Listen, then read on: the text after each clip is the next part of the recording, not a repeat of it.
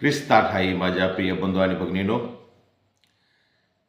योहानाचे शुभवर्तमान अध्याय 3 वचन 16 मध्ये आम्ही वाचतो, देवाने जगावर एवढी प्रीती केली की त्याने आपला एकुलता एक पुत्र अर्पण केला अशासाठी की जो कोणी त्याच्यावर विश्वास ठेवतो त्याचा सर्वनाश होऊ नये, तर त्याला सार्वकालिक जीवन प्राप्त व्हावे. प्रियजनो, या मागचा परमेश्वराचा उद्देश म्हणजे मानव जातीला नरकामध्ये न जाता ते स्वर्गातच गेले पाहिजे, त्यांना अनंत जीवन मिळालंच पाहिजे. हे देवाचा उद्देश, परमेश्वराचा उद्देश. आपला पुत्र हरवला तरी, आपला पुत्र नष्ट झाला तरी मानव जातीला अनंत जीवन मिळावं, मानवजात स्वर्गामध्ये पोचावं, हा परमेश्वराचा उद्देश. आणि त्यासाठी परमेश्वराने आपल्या एकुलत्या एक पुत्राला अर्पण केला, समर्पण केलं, त्याचा त्याग केला आमच्यासाठी, आम्हाला अनंत जीवन मिळण्यासाठी. म्हणजे मानव जातीचा अंतिम उद्देश, ध्येय काय आहे? स्वर्गात जाणे. आमचा सर्वांचा उद्देश काय आहे? मानव जातीचा उद्देश काय आहे? मानव जातीचा एम काय आहे? स्वर्गात जाणे. आम्ही स्वर्गात गेलंच पाहिजे. पुष्कळदा आम्ही काम करताना किंवा जीवन जगत असताना आपला उद्देश आपण समोर ठेवण्याचा प्रयत्न करत नाही, किंवा आपला उद्देश पूर्ण करण्याचा प्रयत्न करत नाही, किंवा आम्ही कधी कधी उद्देश विसरून जातो. आमचा उद्देश काय विसरून जातो. आमचा अर्थ काय किंवा आमचा अंतिम ध्येय काय आहे हे आम्ही विसरून जातो. उदाहरणामध्ये, आपण जेव्हा कामाला जातो तेव्हा वेगवेगळ्या प्रकारची प्रतिक्रिया आम्हाला दिसते. एका लहानशा गोष्टीतून आम्हाला समजून येईल की एका ठिकाणी एका पुलियाचं काम सुरू होतं आणि त्या पुलियासाठी साहित्य जमा करणे, मटेरियल जमा करणे, हे काम सुरू होतं. तर तीन लोक होते, 3 माणसं होते.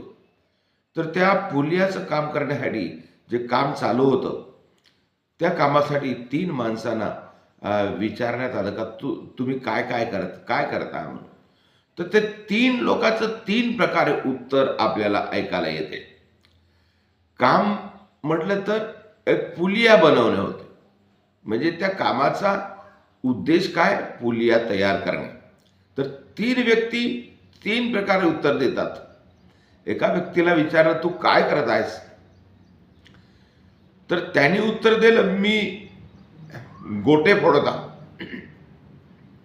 म्हणजे तो गोटे फोडत होता. गोटे फोडताना त्याच्या मनामध्ये काय होतं की मी फक्त काम करत आहे, म्हणजे माझे काम चालू आहे, तेवढंच त्याला उद्देश. त्याच्या पलीकडे त्याचा उद्देश त्याला समजला नाही, किंवा त्याने विचार केला नाही की त्याचा अंतिम रिझल्ट काय आहे, त्याच्याकडे त्याने लक्ष दिलं नाही. आम्ही त्या रिझल्टसाठी काम करावं हा त्याच्यामध्ये उद्देश नव्हता. फक्त त्याला असं मनात वाटलं की मी काम करत आहो, माझं मेहनत करत आहोत, तेवढंच. दुसऱ्याला विचारलं की तू काय करत आहेस? मी माझी रोजी करत आहे. रोजी म्हणजे डेली वेजेस. मी रोजीचं काम करत आहे. त्याच्या मनामध्ये याची कल्पना नाही की मी पूल बनवण्यासाठी काम करत आहे, कारण त्याने तेवढं मनामध्ये ठरवलेलं नाही, किंवा त्याचा उद्देश हा माझा उद्देश आहे असं त्याला वाटलं नाही, की त्याला त्याच्याशी काही मतलब नाही, मी फक्त माझी रोजी करत आहे. तिसऱ्याला विचारलं, तू काय करत आहेस? तोच काम करत आहे, गोटे फोडाचंच काम करत आहे. तो म्हणाला, मी पूल बांधण्याचं काम करत आहे. म्हणजे त्याच्या मनामध्ये उद्देश आहे की मी कष्ट करत आहोत, हे तर कसं चालूच आहे, माझी रोजी त्याच्यामध्ये आहे, परंतु माझा उद्देश काय आहे? माझा उद्देश आहे, माझा या काम करण्याचा अर्थ आहे की मी पुलिया बनवत आहोत. मी काम करत आहो, त्याच्यामध्ये माझी रोजी आहे, परंतु मी पुलिया बनवण्यासाठी मी काम करत आहो. पुलिया बनवणे माझे उद्देश आहे, माझं ध्येय आहे, माझं ध्येय आहे. अशा प्रकारे प्रिय बंधू आणि भगिनींनो, आम्ही जीवन जगत असताना आम्ही वेगवेगळ्या ठिकाणी काम करत आहोत, वेगवेगळ्या ठिकाणी आम्ही नोकरी करत आहोत, वेगवेगळ्या ठिकाणी आम्ही धंद्याला जात आहोत. हे सर्व आमचे वेगवेगळे काम आहेत. आम्ही त्याच्यामध्ये जेवणही करतो, जेवणासाठी कमाई करतो, किंवा आम्ही शिक्षणही शिकतो, किंवा आम्ही शेती करतो. ह्या सगळ्या गोष्टी आहेत. परंतु आमच्या मनामध्ये एक ध्येय असावं, आमच्या मनामध्ये एक ध्येय असावं. हे सर्व करताना माझ्या मनामध्ये एक ध्येय असावं, मला स्वर्गात जाणे आहे. माझ्या जीवनाचा अंतिम उद्देश, माझ्या जीवनाचा अंतिम ध्येय स्वर्गात जाणे आहे. प्रियजनो, जर आमच्या मनामध्ये आमचं ध्येय गाठण्याचं जेव्हा धाडस येते, तेव्हा आम्ही ते ध्येय गाठण्यासाठी आपण प्रयत्न करतो. म्हणून प्रिय बंधू आणि भगिनींनो, आपण आपलं ध्येय गाठण्यासाठी आपण निश्चय करावा. आम्ही काही करत असेल तरी, आम्ही काम करत आहो, नोकरी करत आहो, फादरही बनत आहो, काही बनत असेल तरी, मी फादर आहो म्हणून मी फक्त फादरचं काम करतो, हे असं ते पूर्ण नाही, हे ध्येय पूर्ण नाही. मी फादर असेल तरी मला स्वर्गात जाणे आहे. मी सर्वसाधारण मनुष्य असेल तरी मला स्वर्गात जाण्याचं माझं ध्येय असावं. मी नौकर असेल तरी माझं स्वर्गात जाण्याचं ध्येय असावं.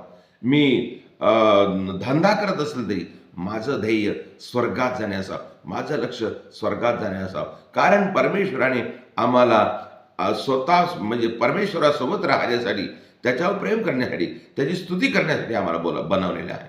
आणि जेव्हा आम्ही पापामध्ये पडलो, तेव्हा आपण देवाच्या या उपस्थितीपासून, देवाच्या योजनेपासून आपण दूर गेलो. आणि म्हणून परमेश्वर आम्हाला वापस आणण्यासाठी आम्हाला मुक्ती योजनेमध्ये सहभागी करत आहे. आणि म्हणून आमचं लक्ष असं असावं, आम्ही वापस आलो पाहिजे, आम्ही स्वर्गात गेलो पाहिजे. आम्ही मत्तयाचे शुभवर्तमान अध्याय 16 वचन 26 मध्ये आम्ही वाचतो, मनुष्य संपूर्ण जग मिळवला परंतु आपला आत्मा गमावला तर त्याला काय लाभ. म्हणजे त्यांनी सर्व काम केलं, मेहनत केलं, त्यांनी कमाई केली, सगळं काही केलं, सगळं काही त्याला अवगत झालं, त्याला सर्व काही त्याच्या हातामध्ये आहे, त्याच्या सर्व अधिकार त्याचा आहे, तो मोठा व्यक्ती झालेला आहे, जग कमवत आहे, त्याला मान आहे, पैसा आहे, सगळं आहे. परंतु त्याचा आत्मा गमावला तर त्याला स्वर्गात जाता येणार नाही, आणि स्वर्गात गेले नाही तर त्याचं ध्येय पूर्ण होणार नाही. मग त्याला काय लाभ, काय लाभ.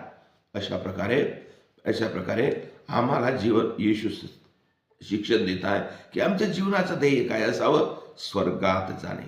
आमच्या जीवनाचं ध्येय आपण स्वर्ग गाठणे, अनंत जीवन मिळणे. प्रियजनो, ही गोष्ट आपण समजूया आणि ह्याच्यासाठी आपण प्रार्थना करूया, याच्या मागं लागूया की मी आणि माझ्यासोबतचा व्यक्ती, माझ्या कुटुंबाचा व्यक्ती, मी ज्या लोकांमध्ये काम करतो ते सर्व स्वर्गात गेलं पाहिजे, स्वर्गातच गेलं पाहिजे, स्वर्ग मिळाला पाहिजे, अनंत जीवन मिळालं पाहिजे. आमचा आत्मा नष्ट होऊ नये.